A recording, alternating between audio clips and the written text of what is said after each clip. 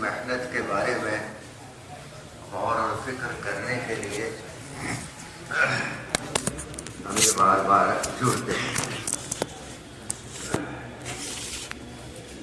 جس ترتیب پر محنت ہونی چاہیے اور جتنی ہونی چاہیے وہ کہاں تک ہو پائی ہے اور کتنا ہم صحیح ترتیب پر اس کو کر پائے، اسی کے جائزے کے لیے ہمارا یہاں آپس میں جڑنا ہوتا ہے اور فکر ہوتا ہے۔ ہم سب جانتے ہیں کہ اس کام کے اندر اس کے دو رخ ہیں، ایک مقامی کام ہوتا ہے اور ایک بیرونی نقل و حرکت ہوتی ہے۔ یہ دونوں کام اپنی اپنی جگہ پر اہمیت رکھتے ہیں، اپنے اپنے مقام پر کی بھی بڑی اہمیت ہے اور باہر نکلنے کی بھی بڑی اہمیت ہے۔ تو باہر آدمی نکلتا ہے پچھلے 4 مہینے کے لیے، 3 دن کے لیے، لیکن باہر جا کر وہی محنت کرنی ہوتی ہے جو اپنے مقام پر کی ہے۔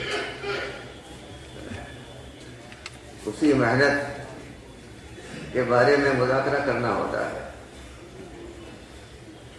لیکن بات یہ ہے کہ باہر نکل کے تو مذاکرہ رہ جاتا ہے اور مقام پہ محنت کرنی پڑتی ہے۔ تو اس لیے مقامی محنت جو ہے وہ بہت اہمیت کی حامل ہے، کیونکہ ہر جگہ کے اوپر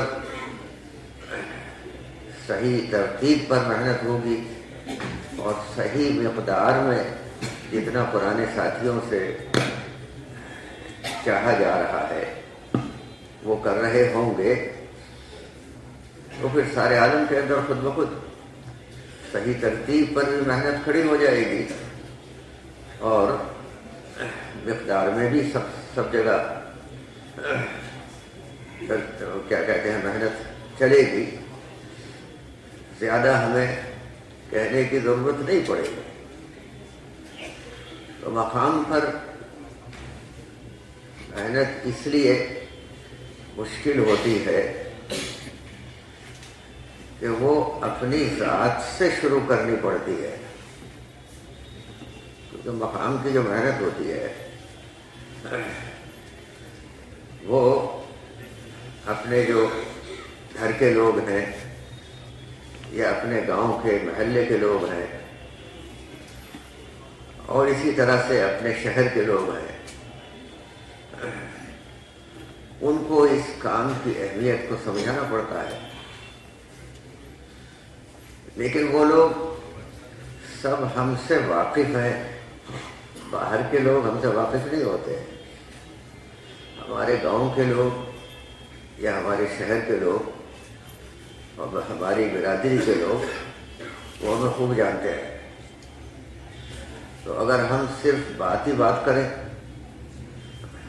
اور عمل کچھ اور ہو رہا ہو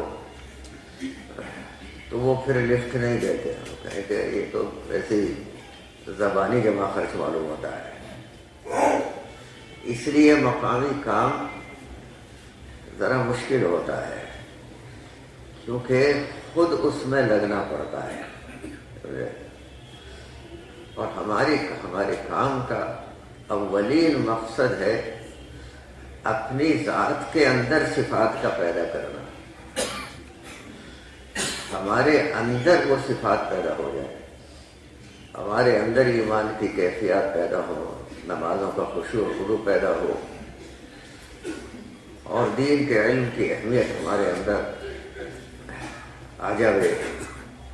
اسی طرح سے ہر کام کو اللہ کے دھیان کے ساتھ کرنے والے بن جائیں، ہم سارے کے سارے دوسروں کے حقوق کے ادا کرنے والے بن جائیں، یہی تو اصل صفات ہے۔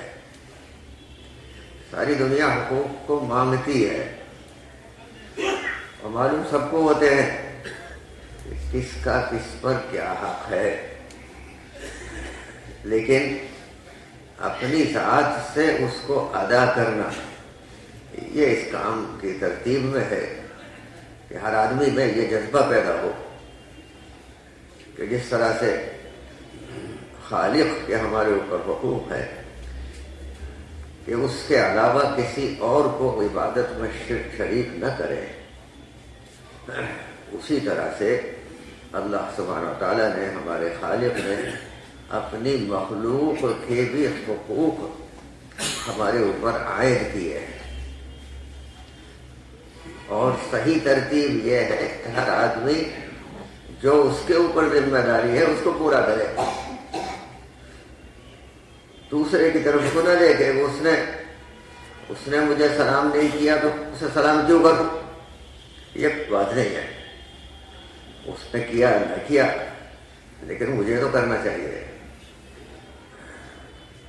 یہ صفات ہے۔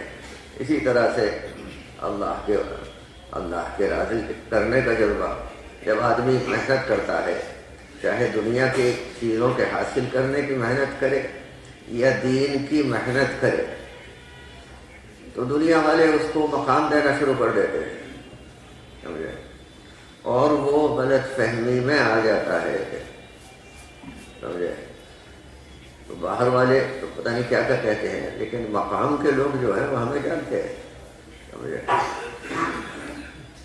تو اس لیے باہر کے لوگ کتنی تعریف کریں، سمجھے، مقام پہ اگر آدمی محنت کر رہا ہے تو وہ اخلاص کی دولت اس کے اندر رہتی ہے، سمجھے، وہ لوگ سوچ سمجھ کر کے بات کہتے ہیں، وہ اس کی زندگی سے واقف ہوتے ہیں۔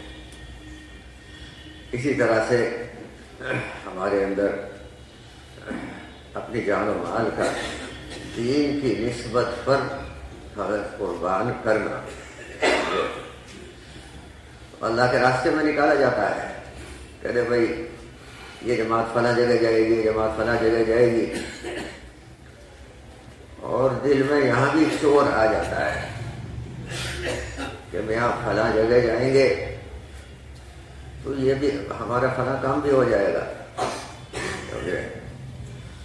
وہ مشورے والوں ہماری تجویز یہ ہے، وہ اس کے اوپر اصرار کرتے ہیں، سمجھے، اب وہ بیچارے مشورے والوں نے کہا اچھا ہم تو ٹھیک ہے، یہ اپنے وقت کو فارغ کر رہا ہے، اس نے پیسے اپنے لگانے کا ارادہ کیا ہے، اور یہاں کی تجویز وہیں بھیجو، نہیں بھائی، اپنی جان و مال کو دین کی نسبت پر لگانا ہے، ورنہ شیطان وہاں بھی راستے اور نفس وہاں بھی راستے ڈھونڈ لیتا ہے، سمجھے، اصل شیطان بہکانے والا نہیں ہوتا ہے، اصل اپنے اندر کا نفس ہی ہوتا ہے۔ کہتے ہیں نا قیامت کے دن وہ لوگ کہیں گے کہ یہ شیطان نے بہکایا تھا ہم کو، تو وہ صاف جواب دے گا، وہاں پر باقاعدہ وکالت کرے گا کہ بالکل یہ بات غلط ہے، میں نے نہیں بہکایا، میں نے تو ایک بات پیش کی تھی ان لوگوں کے سامنے، میں نے ایک دعوت دی تھی، اور اللہ کے بندوں نے بھی ایک دعوت دی تھی، تو انہوں نے ان کی تو مانی نہیں، میری مان لی، ان کی بات مانتے ہیں، تو میری اس لیے مانی کہ ان کے نفس نے ان کو بہکایا تھا، تو وہ کہے گا کہ میاں اپنے نفس کی کو ملامت کرو، مجھے بلا وجہ ملامت کر رہے ہو،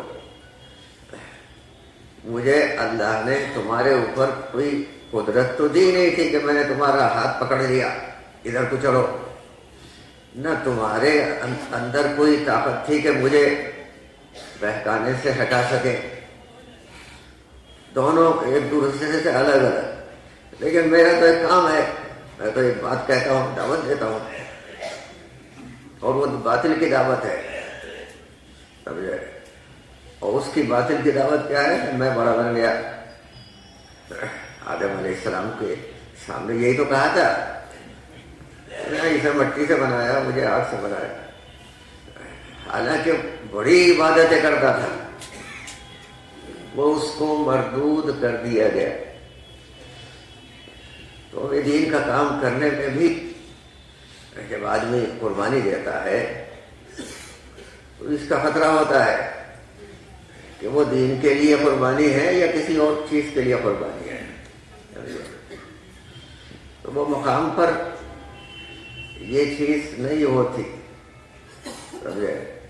وہ باہر اس قسم کی چیزیں آدمی تلاش کر لیتا ہے، لیکن باہر کی نقل و حرکت وہ بھی اہم ہے، لیکن مقام کی بہت زیادہ اہم ہوتی ہے۔ اس لیے کوشش اس بات کی جاتی ہے کہ جب ہمارے پرانے ساتھی جمع ہوتے ہیں تو اپنے اپنے علاقوں کا جائزہ لیں کہ ہمارے علاقے میں محنت کس سطح کے اوپر پہنچی ہے، اور کہ اس یعنی کیا ہم اس کا کچھ حق ادا کر پائے ہیں۔ ہمارے اوپر ذمہ داری پوری انسانیت کی، جو حضرت مولانا الیاس صاحب رحمۃ اللہ علیہ کے الفاظ ہیں، وہ تو یہی ہیں کہ اس ساری زندگی کو جس کو رسول اللہ صلی اللہ علیہ وسلم لے کر آئے، احیاء جمیع ما جاء به محمد صلی اللہ علیہ وسلم فی العالم کلہ الی یوم القیامہ، یعنی ایسی محنت کرنی ہے کہ سارا کا سارا دین ساری انسانیت میں پھیل جائے اور قیامت تک باقی رہے۔ یہ ہے اس کام کا مقصد جو ہے۔ تو وہ مقصد تو اتنا بڑا ہے، لیکن شروع ہوگا اپنی ذات سے، اپنے گھر سے اور اپنے علاقے سے، وہیں سے شروعات ہوگی۔ اگر وہ صحیح ترتیب پر ہو گیا، جو ہمارے پرانے ساتھی ہیں انہوں نے اپنے اپنے علاقوں میں صحیح ترتیب پر وہ محنت کی ہے، تو اللہ سبحانہ تعالیٰ اسی کی برکت سے سارے عالم کے اندر سمجھے ہدایت کے فیصلے فرمائے گئے۔ پانی کہیں سے اٹھتا ہے، بارش کے لیے پانی اوپر بادل بنتے ہیں سمندر سے، پتہ نہیں کہاں سے اٹھتا ہے، اور پھر وہ نامعلوم کہاں کہاں جا کر کے برستا ہے۔ اللہ سبحانہ تعالیٰ کا فیصلہ ہوتا ہے، وہ وہاں بھی برستا ہے جہاں سے اٹھا ہے، اور جہاں اس کو ہوا لے جاتی ہے وہاں بھی جا کر کے برستا ہے۔ ہدایت قربانی یہاں دی جا رہی ہے، ہدایت کہاں پھیلے گی یہ اللہ کو معلوم ہے۔ ہم سے تو قربانی کے لیے ایک کیا کہتے ہیں، ہم سے طلب کیا گیا ہے کہ ہم اپنی ذات کے اعتبار سے قربانی کو پیش کریں اور پھر اللہ سے ہدایت کی دعا مانگیں۔ اصل دعا جو ہے وہ سب سے بڑی دعا ہدایت ہی کی ہے، اور وہ جمع کا صیغہ ہے کہ اللہ ہمیں ہدایت عطا فرما، ہم تیری ہی عبادت کرتے ہیں اور تجھی سے مدد چاہتے ہیں، تجھی سے کیا مانگتے ہیں؟ ہدایت کو مانگتے ہیں۔ اہدنا الصراط المستقیم، یہ مانگتے ہیں کہ ہمیں ہدایت والے راستے پر چلا دے۔